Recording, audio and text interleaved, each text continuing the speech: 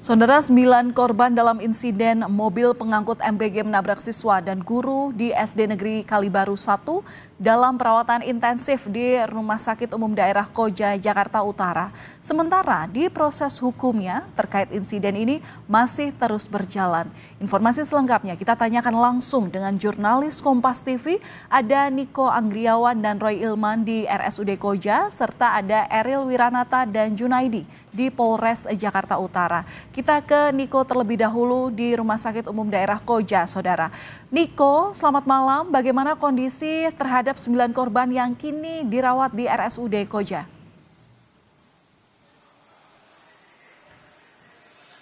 Ya, selamat malam Valen dan juga saudara. 9 orang saat ini masih dilakukan perawatan intensif dengan mengalami luka berat di RSUD Koja, Jakarta Utara. Kalau misalnya melihat rincian, ini ada 8 orang siswa dan juga 1 orang guru. Dan semuanya ini masih dalam perawatan dan juga observasi dari dokter untuk bisa menyembuhkan cedera berat yang dialami oleh ke-9 korban. Hingga saat ini ada sekitar 22 korban terluka yang dirawat di 2 rumah sakit berbeda, Valen dan juga saudara.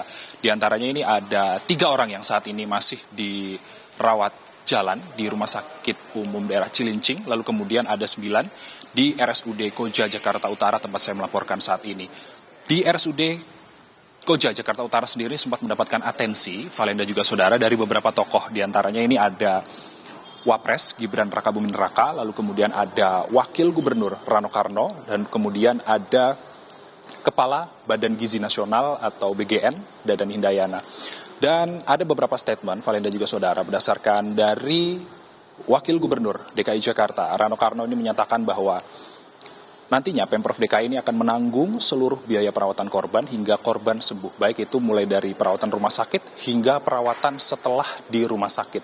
Lalu kemudian berdasarkan keterangan dari Kepala Badan Gizi Nasional, Dadan Hindayana, pada tadi sore ini menyatakan bahwa ini adalah kelalaian yang dilakukan oleh pihak SPPG, lalu kemudian Dadan akan memastikan seluruh proses perekrutan pegawai termasuk sopir di SPPG ini nantinya akan dievaluasi lebih lanjut.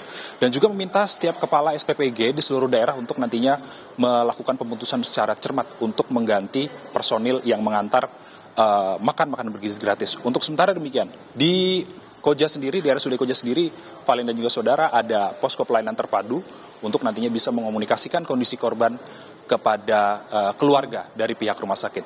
Valen.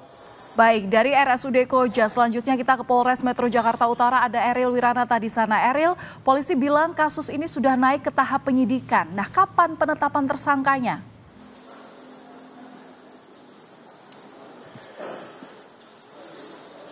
Terkait dengan mobil MBG yang menabrak siswa dan guru, ini sudah naik dalam tahap penyidikan yang dimana memang sudah dilakukan rangkaian pemeriksaan.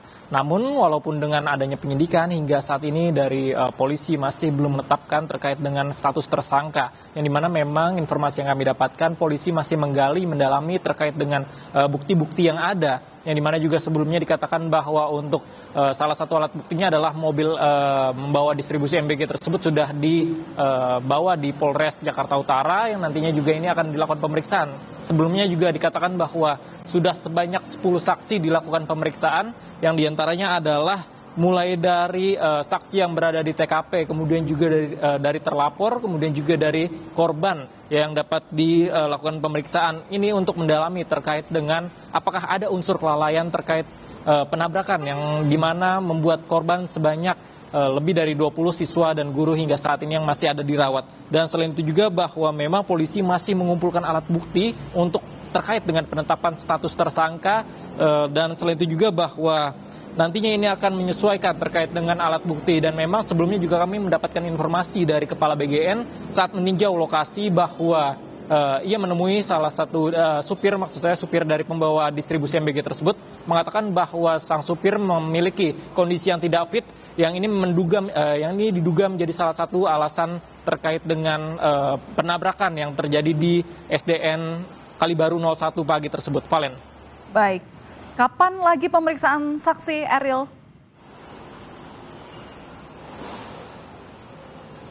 Ya, Valen, dari polisi mengatakan bahwa hingga saat ini masih melakukan pendalaman, Valen, yang dimana memang ini akan terus dilakukan hingga esok hari, tentu saja untuk melakukan penggalian informasi terkait dari saksi-saksi, kemudian juga untuk menetapkan tersangka. Dan tentu, Valen, kita akan tunggu terkait dengan hasil pemeriksaan ini, yang dimana masih melakukan pengumpulan bukti dan untuk penetapan tersangka.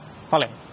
Baik, melaporkan langsung dari Polres Jakarta Utara, jurnalis Kompas TV Ariel Wiranata, dan sebelumnya ada Niko Anggriawan langsung dari Rumah Sakit Umum Daerah Koja. Terima kasih, kawan-kawan.